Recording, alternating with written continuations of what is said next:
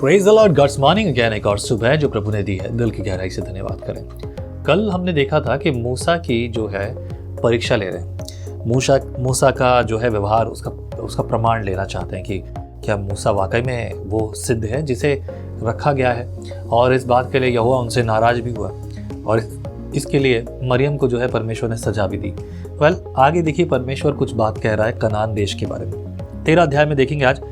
फिर यहोवा ने मूसा से कहा, कनान देश जिसे मैं इस्राएलियों को देता हूँ, उसका भेद लेने के लिए पुरुषों को भेज। वे उनके पितरों के प्रति गोत्र के एक एक प्रधान पुरुषों। यहोवा से यह आज्ञा पाकर मूसा ने ऐसे पुरुषों को पारान जंगल से भेज दिया जो सब के सब इस्राएलियों के प्रधान थे।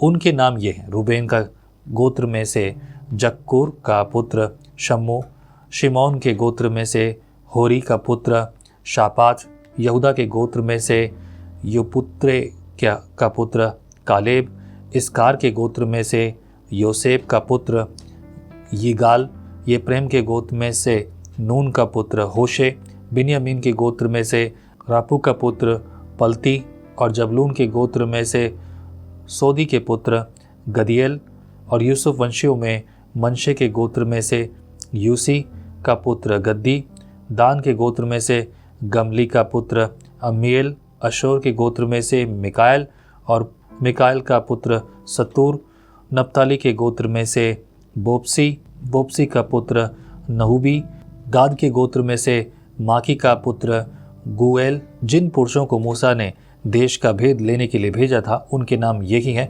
और नून के पुत्र होशे का नाम उसने यहोशू रखा। ये एक बात मेंशन की गई है, नोटिस कीजिएगा। आगे जाके इसका परिणाम आपको पता चलेगा कि उसमें से एक का नाम उसने जो है उसका नाम यहोशू रखा। खैर आगे पढ़ेंगे 17 पद।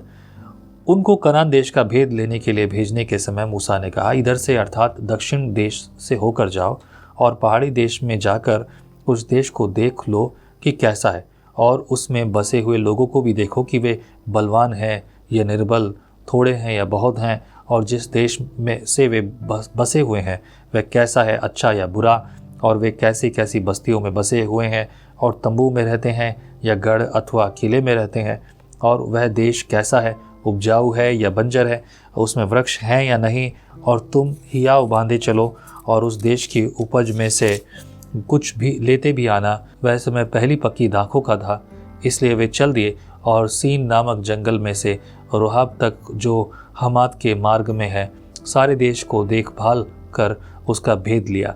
वे दक्षिण देश होकर चले और हेब्रोन तक गए। अहीमन, शेशो और तलमे नामक अकान वंशी रहते थे। हेब्रोन मिस्र के सुवन से 7 वर्ष पहले बसाया गया था।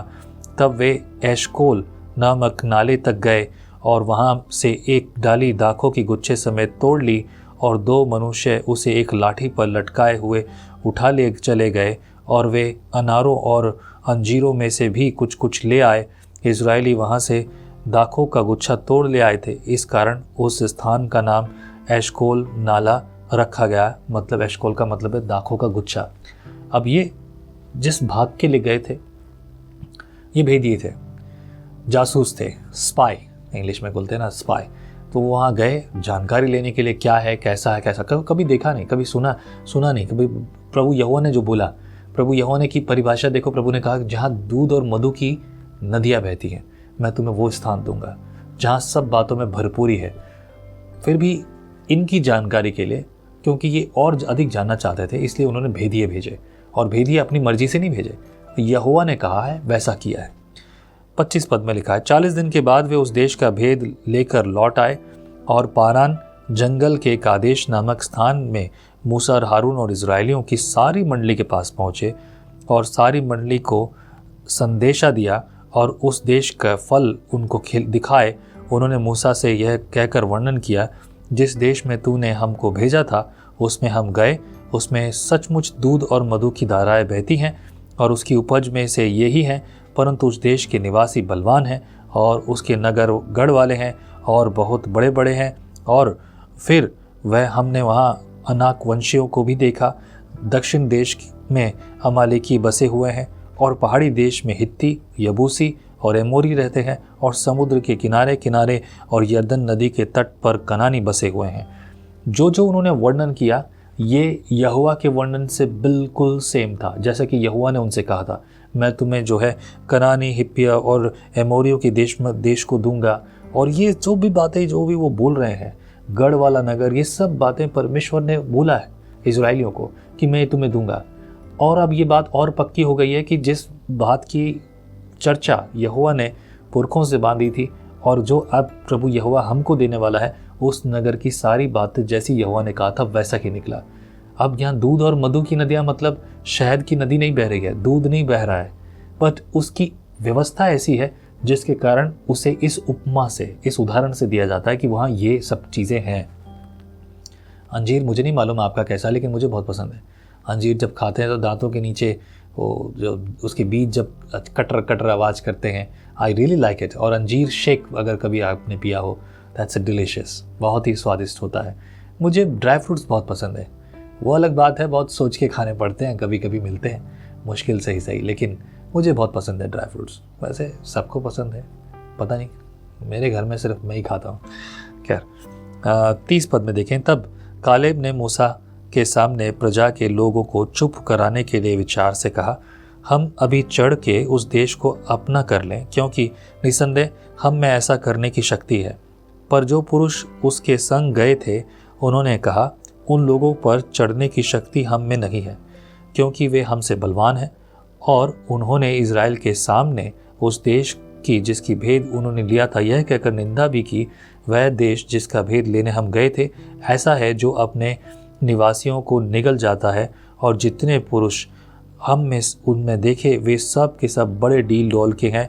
फिर हमने वहाँ नपील को अर्थात नपीली जाति वाली अकादवशियों को देखा, और हम अपनी दृष्टि में उनके सामने टिड्डे के समान दिखाई पड़ते थे, और ऐसे ही उनकी दृष्टि में मालूम पड़ते थे। अभी कुछ लोग जो हैं अच्छी खबर के साथ एक बुरी खबर भी लाए, बोले जिस देश को हम लेंगे वो देश तो पहले से बलवान है, वहाँ के लोग बलवान हैं, उनके पास सब ताकत है, उनके पास सारी बातें हैं, कैसे हो सकता है कि हम उनका सामना कर सके। यहाँ पर एक जाति का नाम जो ले रहे हैं वो, ये जाति तो इतनी ताकतवर है, उसके सामने हम तो टिड्डी जैसे दिखते हैं, हम कैसे लड़ेंगे। बहरहाल ये होना बहुत ज़रूरी भी था।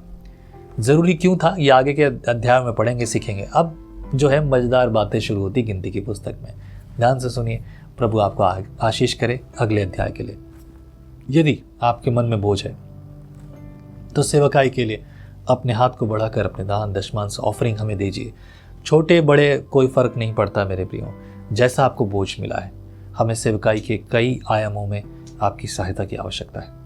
प्रभु आपको बल दे, जो आप परमेश्वर के राज्य में बोएंगे उसको निश्चित रूप से आप काटेंगे। प्रभु आपके साथ हो। जय मसीह की। परमेश्वर का वचन जीवन देने वाली रोटी है। आओ हम इस जीवन देने वाली रोटी का और मजा लें विजनरी टीवी पर। How do you start your day? आप अपने दिन की शुरुआत कैसे करते हैं? आओ एक ऐसे दिन की शुरुआत करें जो परमेश्वर के साथ होता है। विजनरी टीवी पर।